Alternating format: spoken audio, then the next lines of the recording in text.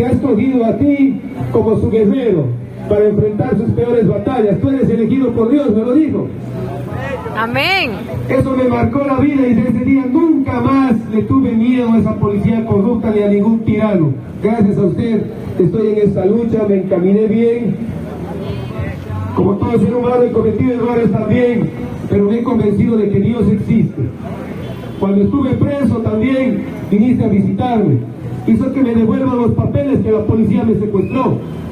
Y ahora está aquí ayudando a los familiares de menonitas que están encarcelados injustamente. Yo quiero que le den un fuerte aplauso a ella y que Dios siempre la bendiga y que le dé mucha vida y salud para que siga ayudando a la gente humilde, a la gente que necesita. Muchísimas gracias.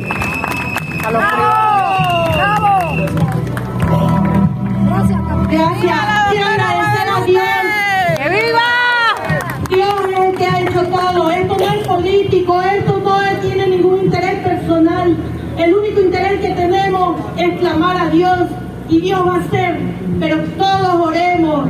A todos nos sucede siempre algo y tenemos que depender solo de Dios, tomar de la mano. La oración tiene poder, hermano. Ore, clame, arrodíllese, que así se ganan batallas.